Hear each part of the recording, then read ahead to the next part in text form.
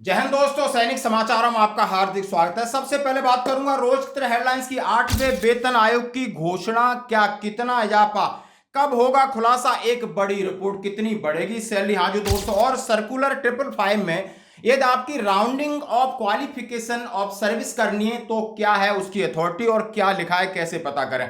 और मैं बात करूंगा एक मिसाइल का सफल परीक्षण, रक्षा मंत्री ने दी बधाई और उसकी एक झलक दिखाऊंगा। साहस शौर्य पराक्रम का लग गया है मेला और सेना बिखेर रही है अपने जलवे और लोगों में जबरदस्त उत्साह और एक अग्निवीर की होनी थी शादी और दुनिया उसने छोड़ी। तो खबर करते हुए साथ सबसे पहले आप देखिए इस मिसाइल मिसाइल का डेमोस्ट्रेशन देखिए। और ये मिसाइल का डेमोस्ट्रेशन हुआ है पोखरण में। आखिर ये मिसाइल कौन सी है और करती क्या है, इस तरीके का आप नजारा आसमान में देख सकते हो। और आसमान का ये नजारा है, यह है डीआरडीओ ने पोखरण में कम दूरी की मिसाइल के लिए 3 सफल परीक्षण किए। आप उनकी एक झलक वीडियो।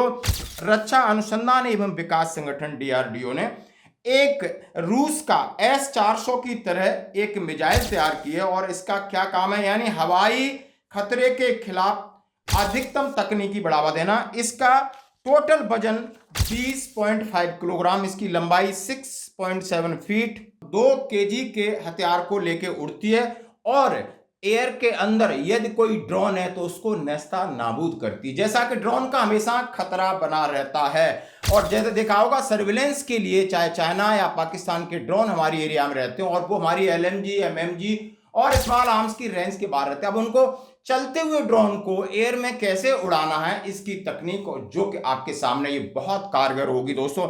रक्षा मंत्री ने मिसाइल के सफल परीक्षण के लिए डीआरडीओ को दी बधाई।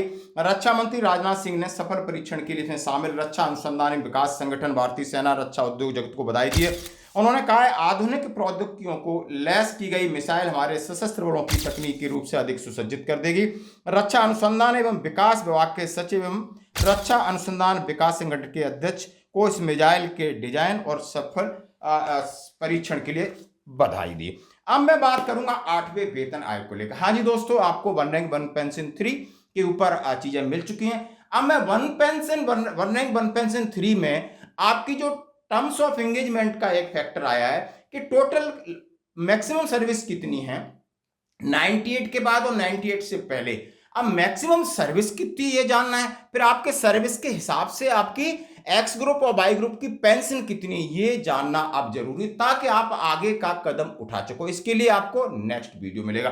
तो दोस्तों 8वें वेतन आयोग का इंतजार कब होगा खत्म। हाँ जी दोस्तों, क्या जवाब दिया है उन्होंने, बोला है कि मात्र हमें 12 महीने चाहिए। इसका मतलब है 1 जनवरी 2026 से लागू होने वाला 8वां वेतन आयोग दिसंबर में, यानी नवंबर और दिसंबर में इसकी घोषणा होगी। जैसे सरकारी सूत्र कह रहे हैं 8वें पे कमीशन, 8वें वेतन आयोग पर अपडेट, सरकारी कर्मचारियों को दिवाली गिफ्ट, इस डेट पर बढ़ सकती है सैलरी, यानी दिवाली के आसपास भी ये क्या लगा रहे हैं।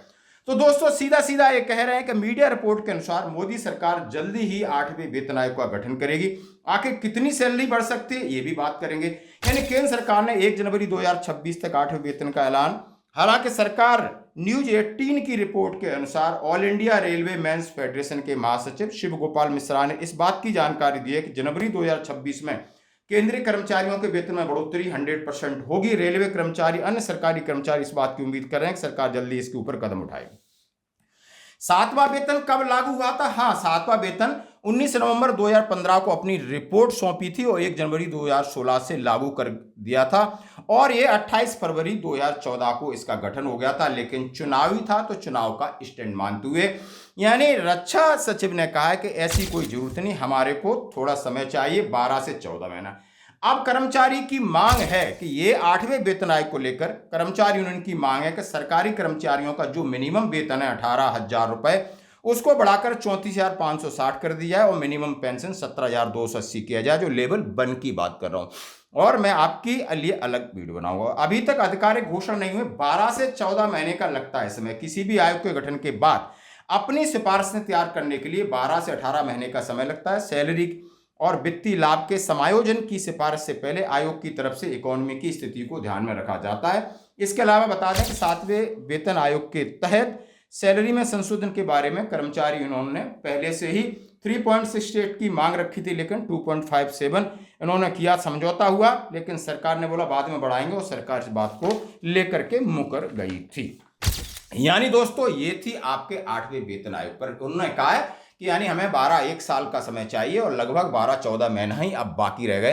तो सरकार दिवाली के ऊपर शायद ऐसा कोई घोषणा कर सकती है कि सरकार इसकी तैयारी कर रही है, ये कह रहे हैं रिपोर्ट न्यूज 18 के अनुसार। अब मैं बात करूंगा, आपने बहुत सारी चीजें देखोगी, rounding off service, rounding off qualifying service. हाँ जी दोस्तों, बहुत सारे लोग हैं अभी 1 जुलाई 2014 के बाद जो प्रीमेचर आते हैं उनको तो इसका लाभ मिलता नहीं है। जो उससे पहले वाले लोग हैं तो ये जरूर समझें। यदि आपकी सर्विस मान लो 16 साल 3 महीने तो आपको कितना बेनिफिट मिलेगा, 16 साल 8 महीने तो किसका बेनिफिट मिलेगा। इस तरीके की राउंडिंग ऑफ क्वालिफिकेशन की अथॉरिटी है जो सर्कुलर 555 में दी है, मैं उसके साथ साझा आपके कर रहा हूं दोस्तों। अब rounding off qualification service while calculating the length of qualifying service for the pensionary benefit, ये fraction a year equal 3 months and above but less than 9 months is treated as 1/2 year period and 9 months या more but less than year treated as a complete 1 year, determining the amount of pension with effect from 28 June 1983 से 28 June the broken period of service 180 days more than to be treated as half year. In view of the qualifying service has been mentioned as 17 साल 10 महीने है आपकी service, it should be rounded up to 18, यानी 17 साल 10 महीने service को 18 साल माना जाएगा। फॉर पोस्ट 28 जून 83 रिटायरी, यानी उससे पहले के, नाउ 17.5 ईयर सर्विस है प्री 28 से 83, but post 22/4/60 and 17 year pre 22/4/96 retiree. The provision of this circular shall be applicable all pre 1 July 2014 pensioner family pension and their pension family pension shall be stepped up the reference to rank group and qualifying service. उन्होंने कहा है कि 1 July 2014 के बाद आपको इसका फायदा मिलेगा यदि आपकी सर्विस 3 मंथ के राउंड ऑफ में की जाएगी। यदि आपकी 16 साल 3 महीने है तो आपको 16.5 साल का बेनिफिट मिलेगा। यदि 16 साल 9 महीने हैं या उससे ज़्यादा है तो आपको 17 साल का बेनिफिट मिलेगा। यानी 3 महीने के ब्रैकेट के ऊपर उन्होंने, पहले अलग अलग नियम थे, उन्होंने अब पूरा नियम बना दिया है। तो यदि आपको इसमें कोई संशय है तो आप इस बात को देख सकते हैं दोस्तों। अब बढ़ते हैं, साहस शौर्य पराक्रम का लगा है मेला, लोगों में जबरदस्त उत्साह और बिखेरे जलवे। हाँ जी दोस्तों, और आप देख सकते हो ये रायपुर में लगा है मेला, और रायपुर में नो योर आर्मी, आप अपनी आर्मी को पहचाने, उसकी ताकत को पहचाने, और उन सब के लिए है जो युवा हैं, नौजवान हैं, और उनके अंदर देशभक्ति का जुनून जगाना, ऐसी प्रेरणा देना।